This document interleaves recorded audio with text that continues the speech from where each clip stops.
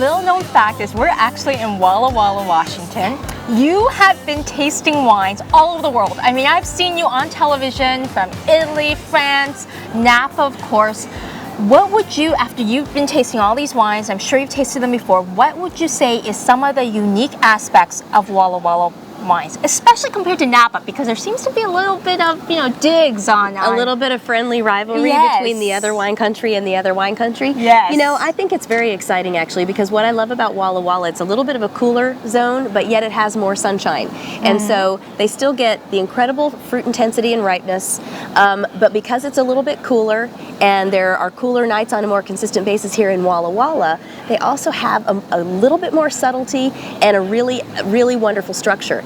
Now, you can't generalize either about Walla Walla wines or about Napa wines, because even within... diplomatic approach, I like it. No, stylistically though, even within those two zones, there's huge diversity. Yeah. And I think Walla Walla, being a little bit newer at the game than Napa Valley, is finding its way as to what grape varieties should go best where. Napa's probably 20 years ahead of it in terms of that kind of experimentation. So I think with Napa, there's certain grape varieties where they've nailed it, and they say, okay, Cabernet Sauvignon in the Rutherford and the Oakville and the Stag's Leap District and the Howell Mountain sections, rockin' and rollin'. Walla Walla, they're starting to get some of that experience as well. I was just visiting yesterday with Chris Figgins, whose family owns Leonetti Cellar, and he's launching a new label called Figgins, and they've been at this for a while, so 1978. They're the oldest family, actually, the first family. First vintage in 1978, right? Well, before we were of legal drinking age. Way before. Absolutely. Exactly. So they really are starting to find their way, but there's also so much innovation in it, just an explosion of new plantings. Yes. So it's exciting, and I think what Walla Walla offers is a great diversity of microclimates, just like Napa. So you've got places that are cool enough for Pinot Noir and warm enough for Cabernet Sauvignon. So that's exciting. Yeah, Napa is sort of split up, and now you're starting to see Seven Hills and others, but it'll take some time for those to really. Are there some varietals that you think are stellar in Walla Walla? You were saying that it's hard to say, but have you tasted something great here so far? I'm really excited about the Bordeaux varietals, and I'm particularly excited, and I'm lobbying now the Walla Walla winemakers, Cabernet Franc. I've had a few varietal Cabernet Francs. Please make more, because when they're good, they're great, but it's hard to find good varietal Cabernet Franc, and I just think Walla Walla could really carve out a niche there, and I would be like the poster child for Walla Walla Cab Franc. There you go, Andrea Robinson. Come on, Wine Alliance of Walla Walla. Absolutely, love sort of your discussion of Walla Walla. Now, you were telling me a little while ago that you have a contest running as well. Well, I live in Napa, and I have recently launched a new line of stemware, which we spent 3 years developing the prototypes and then testing them against all the top stems out there. And to celebrate the launch, I'm having a luxury wine weekend giveaway to Napa. And it's on Twitter and Facebook. It's very easy to sign up. You just go to andreawine.com/contest, and it's 2 quick clicks and you're signed up. Right. No purchase necessary, but it's an opportunity to check out, learn about the one stems, because I've always believed that wine is complicated enough without having to add a wing to your house to have the right glass for every grape. Or have the coordination to not break all of your glasses too. Yes, breaking, expense, all of that stuff's a big deal. You'd rather spend the money on the wine. You'd rather not lose a friend if the glass gets broken.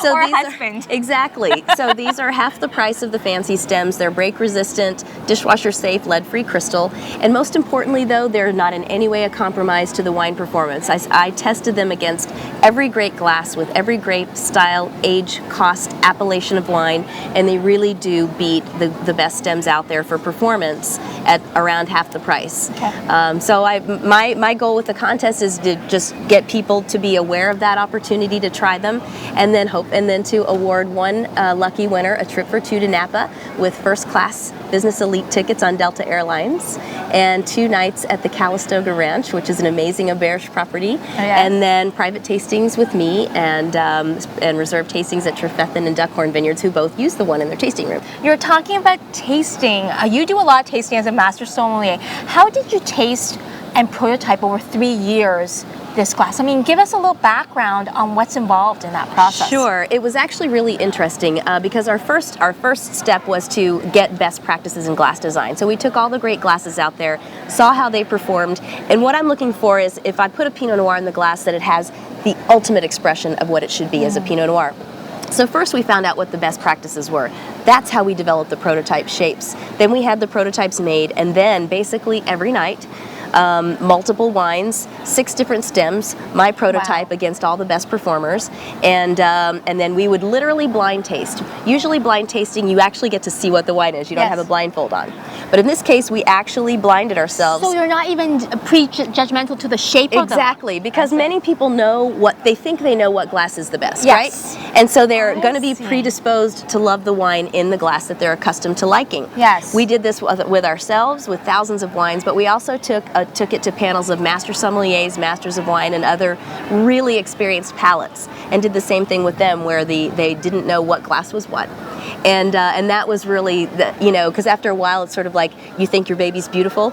Yeah. So we gut checked ourselves with a lot of other professionals too, and that was really where the excitement factor was. And then now that I have the glasses out there and I'm getting them to winemakers, I love to watch them taste their wine and say, oh my gosh, this is how my wine is supposed to be. So. Well, great. Now I just need a glass for myself. So I got to convince Andrea, because I've got this. We can arrange that. What this glass is. But thank you so much, Andrea, for your time. Really appreciate it. It's Andrea Robinson here, Stark Silver Creek, joining us to talk about how to taste wine and the differences between Walla Walla and maybe Napa, and also talking about her stems and the wonderful contest, Napa Valley, which you all should not join because she's already picked a winner. Just joking. Definitely check it out. Again, what's the site? AndreaWine.com/contest. Thank you. There you have it. So log in and check it out. And see you in Napa.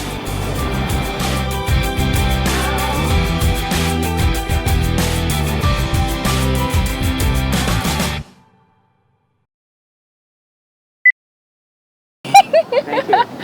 Hey, you gotta have a supportive spouse. Go ahead here. Oh, you're Run and gun a lot though. Oh, we do too. San Francisco, and I We don't running. have time. But yeah, you're right. We're so rogue. No. Not Yeah, little bit TMZ.